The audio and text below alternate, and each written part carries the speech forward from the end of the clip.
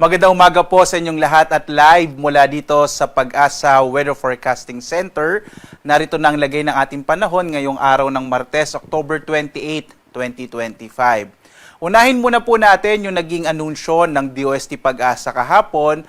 Binanggit po natin na simula na nga ng amihan or Northeast Monsoon. At pag sinabi po nating amihan, mas makararanas na tayo or asahan na natin ang mas malamig at tuyong panahon, partikular na nga dito sa may kanlurang bahagi ng Luzon. Samantala, kasabay din ng amihan ay makararanas din tayo ng iba pang mga weather system gaya ng shear line o ito yung banggaan ng malamig na amihan at mainit na easterlies o yung hangin nagmumula sa Karagatang Pasipiko. Dahil doon, asahan naman ng mga kababayan natin sa may silangang bahagi ng ating bansa, lalong-lalo na ng northern hanggang central Luzon, kasama din yung Bicol region, posible yung mga pag-ulan na dulot naman ng shear line. Kasabay po yan ng pagkakaroon ng amihan. Isa pang katangian ng amihan, karamihan po ng mga bagyo natin, kapag tatama ito sa kalupaan, kadalasan sa may bahagi ng Visayas at Mindanao. Mapapansin po ninyo, karamihan ng mga bagyo natin, towards the end of the year ay tumatama sa may Visayas at Mindanao. Ito ay dulot ng malakas na high pressure area sa may hilagang bahagi ng ating bansa. So bahagi po yan ng katangian ng amihan season dito sa ating bansa.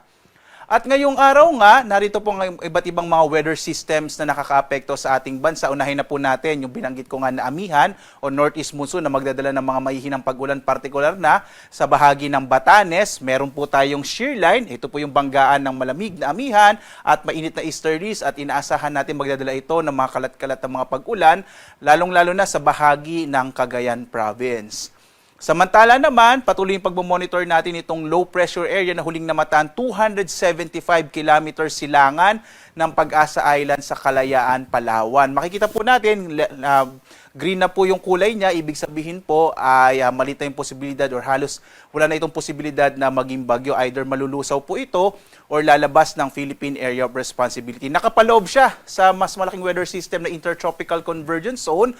Ito yung salubungan ng hangin mula sa magkaibang hemisphere o hating globo na nagdudulot ng mga kaulapan at magdadala rin ng mga pag-ulan sa malaking bahagi ng Kabisayaan kasama itong Dinagat Islands, habang itong low pressure area ay magdadala naman ng mga pag-ulan sa bahagi ng Palawan. Mag-ingat pa rin po yung mga kababayan natin, lalong-lalo na sa may bahagi ng Palawan at Kabisayaan sa mga posibilidad ng mga pagguho ng lupa, o mga landslide or flash floods or mga biglaang pagbaha, dulot ng mga pag-ulan na dulot ng low pressure area at ng Intertropical Convergence Zone or ITCZ. Samantala naman, ang nalalabing bahagi ng ating bansa dito sa Metro Manila, nalalabing bahagi ng Luzon, sa may Western Visayas at malaking bahagi ng Mindanao, makararanas ng mga isolated o pulupulong mga pag-ulan na may mga pagkidlat pagkulog, pero sa umaga hanggang tanghali, medyo maliit naman yung posibilidad ng mga pag-ulan. Makikita natin, maliban dito, wala na iba tayong minomonitor na low pressure area sa loob ng Philippine Area of Responsibility.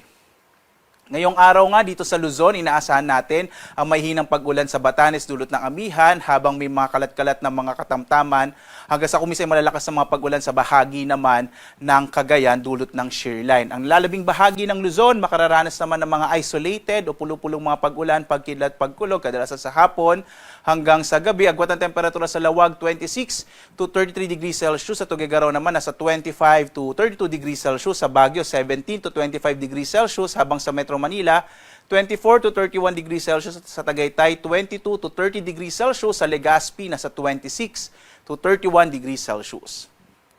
Malaki naman yung posibilidad ng mga pag-ulan sa Palawan, dulot pa rin ito ng low pressure area na malapit dito sa may Kalayaan Islands. Ang agwat ng temperatura sa Kalayaan Islands sa 25 to 30 degrees Celsius, sa Puerto Princesa 24 to 31 degrees Celsius. Malaki rin ang posibilidad ng mga pag-ulan sa malaking bahagi ng Kabisayaan, lalong-lalo na yung Negros Island Region, Central Visayas at Eastern Visayas, dulot ng Intertropical Convergence Zone or ITCZ, habang nalalabing bahagi ng Kabisayaan, particular na yung Western Visayas, makararanas naman ng mga isolated rain showers and thunderstorms. Agwat ang temperatura sa Iloilo, 27 to 31 degrees Celsius. Sa Cebu naman, 26 to 31 degrees Celsius, habang sa Tacloban, nasa 25 to 30 degrees Celsius. Malaki rin yung posibilidad po ng mga pag-ulan sa bahagi ng Dinagat Islands dulot ng ITCZ, habang ang nalabing bahagi ng Mindanao ay makararanas sa mga isolated rain showers and thunderstorms. Agwat naman ang temperatura sa Cagayan de Oro, 24 to 30 degrees Celsius. Sa Davao, 25 to 32 degrees Celsius, habang sa Zamboanga, 24 to 31 degrees Celsius. Sa lagay naman ng ating karagatan, inaasahan natin katamtaman hanggang sa maalo na magiging lagay ng ating karagatan, partikular na sa may northern Luzon, gayon din sa kanlurang bahagi ng northern and central Luzon, dahil nga umiiral yung amihan, habang dito sa may eastern section po ng northern and central Luzon ay katamtaman yung magiging pag-alo ng karagatan. Wala tayong nakataas na gale warning, kaya maaari naman po malawat yung mga sasakyang pandagat at mga bangka sa mga baybayin ng ating bansa. Bagamat mag-ingat pa rin po, lalo na kapag may mga thunderstorm, kung minsan nagpapalakas yan ng alon ng ating karagatan. Mag-ingat po, lalong-lalo na yung mga maliliit na mga bangka. Ito naman po yung ating inaasahang magiging lagay ng panahon sa mga susunod na araw. Inaasahan po natin una itong low pressure area dito sa may sa malapit po sa may Kalayaan Islands sa Palawan ay maari po malusaw or maaring lumabas ng Philippine Area of Responsibility. Maliit na yung posibilidad na ito yung maging bagyo. Bukas naman, posible pa rin yung mga pag-ulan sa may bahagi ng Palawan dulot ng trough nitong low pressure area kung ito man ay lalabas ng Philippine Area of Responsibility. Samantala, pagdating po ng Huwebes hanggang Biyernes, muling inaasahan natin yung epekto or magpapatuloy epekto ng Intertropical Convergence or ITCZ, partikular na nga sa may bahagi ng Kabisayan kasama yung Bicol region. Pagdating naman ng araw ng Sabado, or araw po yan ng Undas, posible ang mga pag-ulan sa may bahagi ng silangang bahagi ng Northern and Central Luzon, yung area ng Cagayan, Isabela at Aurora. Posibleng epekto po ito ng shear line or yung bangga ng mainit at malamig na hangin. Kung magkakaroon po man ng mga pagbabago sa lagay ng ating panahon, magbibigay ng update ang DOST Pag-asa. So, sa ngayon po, maliit yung posibilidad pa na magkaroon tayo ng bagyo hanggang sa pagtatapos ng linggong ito. Samantala, ang araw natin ay sisikat mamayang 5:50 na umaga at lulubog, ganap na 5:29 ng hapon. At sundan pa rin tayo sa ating iba't ibang mga social media platforms, sa X, sa Facebook at YouTube, sa ating dalawang websites, Pag-asa dito ay .gov.ph at panahon.gov.ph para po sa mga latest updates sa lagay na ating panahon. Makikita nyo rin po doon yung ating mga real-time na mga update, particular na sa mga heavy rainfall warning, rainfall information, thunderstorm advisories at mga general flood advisories sa buong bansa. At live po nagbibigay update mula dito sa Pag-asa Weather Forecasting Center. Ako naman si Obet Badrina. Maghanda po tayo lagi para sa ligtas na Pilipinas. Maraming salamat po. Have a blessed Tuesday sa inyong lahat.